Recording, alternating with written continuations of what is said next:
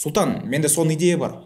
Ушуну кылсак эле миллионный компания кылабыз. Экос партнер боло эле, сен мага инвестор тартып бер. Ушу менен болуп кетебиз, миллиардный компания болуп кетебиз. Эч кимде жок идея деп көп жазат да. Ошолорго сразу айтып коеюн. Сен идеяң 0 сом турат. Эчтеке турбайт. Антип айтып бергенде пайда вообще чыкпайт. Идеяң ошол моментте эле миллион сом турушу мүмкүн, миллион доллар турушу мүмкүн да. Бир эле айырма канчалык ошол идеяңа өзүң ишенесиң жана аракет кыласың. Ошол идеяңды бирөөгө айтып, допустим, досуңа айтасыңбы, окруженияңа айтасыңбы, ата энеңе айтасыңбы, алар ишенбейт. А сен ай блин болбойт экен деп туруп идеяңды таштап койсоң, ошол идеяң 0 сом, эчтеке турбайт. Меники болбойт турбайбы, эч ким ишенбейт турбайбы десең. Бирок жок, мен кылам, мен көрсөтөм. Анализ кылып, биринчи шагтарды кылып, тест кылып, MVP жасап, кылып кете берсең, сага ишенген адамдар көбөйүп баштайт. Көбөйүп туруп анан ошол идеяң бир чоң бир идеяга айлангандан кийин баары айтып баштайт. Мен буга ишенгенмин. Башында эле айтканда эле мен ишенгем, мага келген, мен молодец дегем. Ата энем, балам молодец деп. Анан кийин баягы успешный адамдар биринчи мектебине барса да интервьюларында айтат го, мугалимдер, бул кичинекей кезинде эле жакшы окуучу, молодец болчу депчи, ушинтип баары ушинтип калат да. Ошон үчүн идея 0 сом, миллионный эконун айырмасы бир эле өзүң канчалык ишенесиң, канчалык до конца барасың, канчалык аракет кыласың, ошого гана байланыштуу. Мен өзүм примеринде айтайын.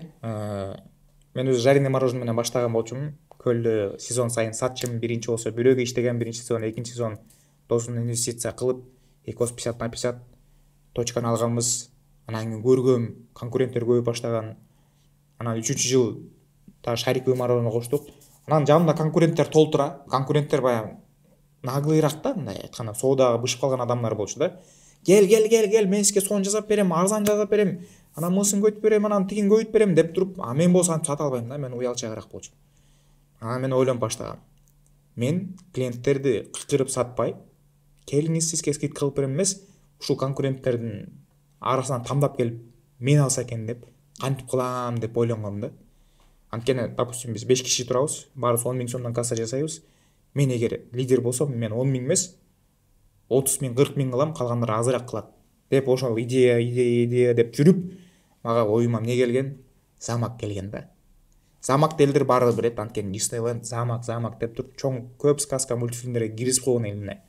Анан волшебный, детский, сказочный бир нерсе менен, вкусный нерсе менен байланыштуу көп нерсени ойлонуп таппай эле мен замок кылам, ичинде мороженое кылам деген да.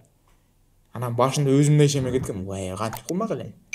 Болбогон темага да анан бир аздан ойлонуп, ожеси замок кылсам, мен конкуренттердин баарын жийм деген ой келет да. Кантип кылам деп баштайм. Бирөөгө айтам окшошпойт, буга айтсам окшошпойт. Короче, элдин баарын айтсам эч ким мындай болбогон нерсени кыла берчү, ушуну эле обычный эле таап атпайсыңбы акча дейт да. Анан бир четтен өзүм да настроением түштү, бирок жок.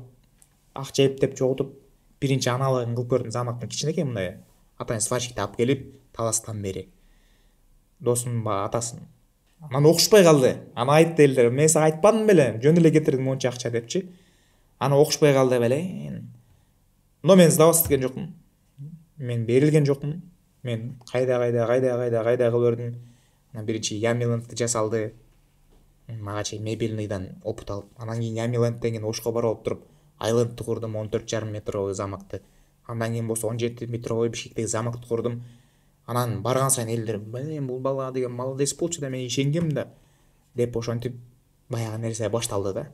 Азыр болсо идея Центральный Азия боюнча жок, негизи мороженый дүйнө боюнча жок деп айтам. Замоктун ичинде полностью системасын коюп, мороженойго айлантып, туура маркетингди колдонуп, системаны коюп кылган бизнес идея жок. Буюрса Кыргызстанда быйыл сонун кылып көрсөтсөк, Бишкекте, Алматыга, Ташкентке, ушинтип СНГга чоңойтуп, дүйнөгө да чоңойтуп франшизасын сатабыз. Ишенем, Кыргызстандан чыккан чоң бир компаниялардын бири болот, KFC, McDonald's сыяктуу. Буюрса.